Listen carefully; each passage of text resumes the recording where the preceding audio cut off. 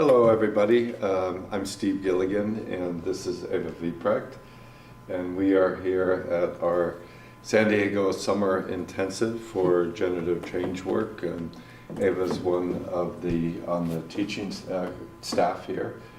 And Eva, one of the things that you've been doing, one of the workshops you've been teaching here was about your sort of new generation version of Satir work. Mm-hmm.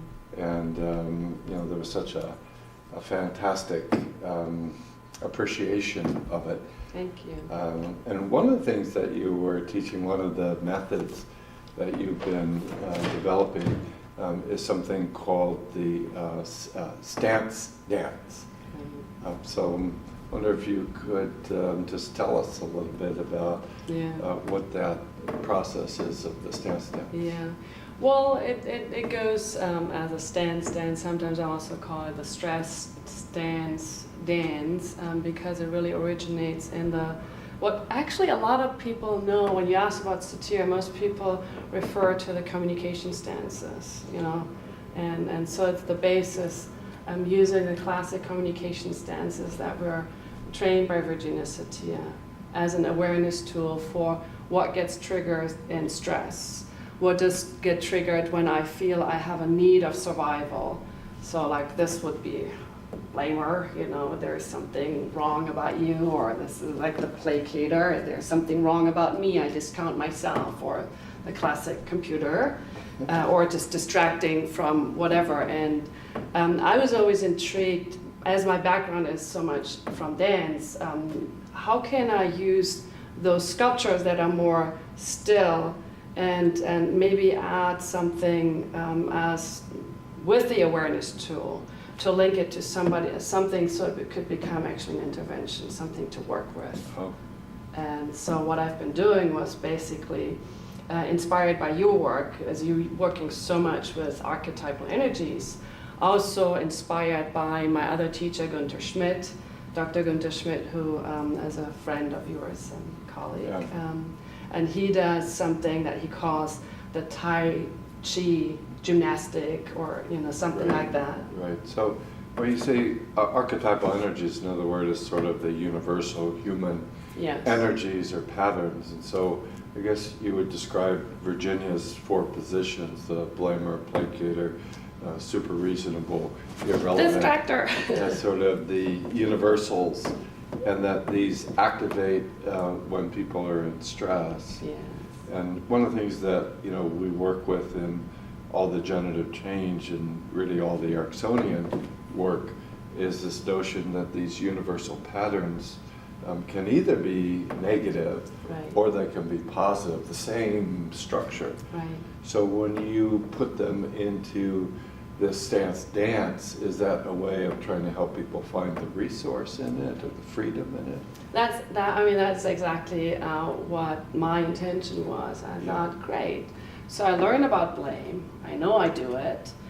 So that puts me in position. We learn Aikido in there too. That's right. So get out of the way. And so I thought, that's nice. I know that is happening. It's unhelpful. But I also know from neuroscience, this will be in play all the time because I've learned it many times myself, but it has been in my system before and then before. So that has been my free way of using, things when I'm in stress. I want to utilize that. I want to use the movement that comes with it as an entrance point to do something more helpful. So I thought, well, this actually leads me to, in my version, I would, go to position maybe something more like this, which could be the peaceful warrior. So there's something I want to get a sense of direction, a sense of this is where I want to go, but I want to add my center, my fluidity, my breath, my movement, and coaching my coachees. So what is the first change point? What is the first thing I need to do? For me, it's shoulder, it's breath, it's settling into my hips that will allow me to change here. And then basically teach them, can we make it a fluid dance? Oh, that's so that great. it can become something different. I'm curious. That sounds great. And I trained with Virginia, some for a couple of years back in the 70s. And I've always thought about that, particularly from the Ericksonian point of view, how could a problem be a resource? And so it sounds like a really nice one to help people who are connecting to these problem patterns find about how to change them into resources. Right. I mean, it's also reflecting my history. Even though I come so much from dance and movement background, I notice in myself when I use my body as a vehicle for exploration, for change, there are sometimes places where I would stop. So that's an edge I reach. And then I stop breathing, I stop moving, and I kind of find myself in this box of old patterns, of old filters. So when we lock, we're really locking into a lot of our old negative patterns. And if we flow, we're opening new possibilities. So I learned in me, especially when you, for example, teaching the Celtic Cross, I found myself a lot of times I'm opening and there's all of a sudden this block, I can't go further. And then there was at one point a curiosity, if I breathe consciously, if I allow to extend the energy to move, I actually, through my movement, can go beyond a probably conditioned learned pattern that I hit there. And I just know through movement, through using the body in new, unexpected, curious ways beyond the edges I've explored before, I will actually touch very quickly new pathways for possibilities, and it will also activate then, maybe later, different ways of communicating, different ways of acting and speaking. So it's not just... So, just curious, so I could see obvious applications in therapy and coaching and one-on-one work and doing relationship work, working with families. Do you also use this in your work in a business coaching context? Yeah, I actually do. It's been quite a path because I work in a very, let's say, German conservative setting, very conservative field. So having people stand up and act out certain things and let them role play and move through different things has been a path to really introduce it. And I feel it took me my own filter of, is that okay to introduce it, to let that go away, and really have the freedom to say, hey, we're going to do something really interesting. You're going to learn something maybe a little strange, but let's take this on, because they're universal pattern you will find with your coworkers, with your boss, with whoever you engage with, and let's make that more interesting, and let's just learn on a very new path. And I've been introducing this a lot in businesses, and I found my trainings to be more active and more playful, more interesting. The feedback show too, so it's definitely a journey. Well, that's great. Curious, when did you start developing this dance stuff? Well, the beginning point was really about 5 years ago, and it's been continuously developing. The beginning point was really when we have these stances that, or you call them somatic modeling. So when I have a somatic model, when I have a sculpture, it could go by many names, but when I have a certain expression, and that's still, that was my curiosity, can we show a flip side that's a resource stance? So not just get stuck in the problem, but what's the resource stance?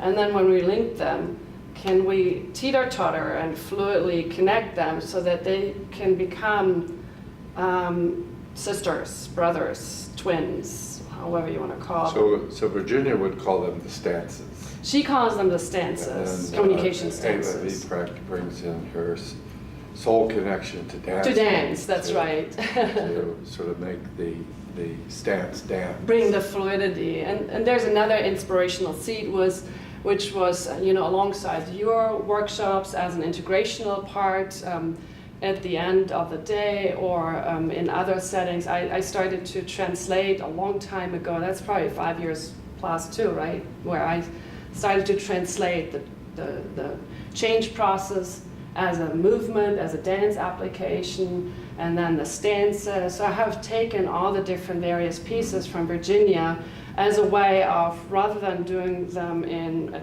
tried experience, let's just move them without words. Let's just take them on fluid and have the body express them, and then process after. So I've been using dance, movement, therapeutically as a vehicle for understanding, for change, for facilitating the work. And that's been a while, and it's been shown in different countries so far.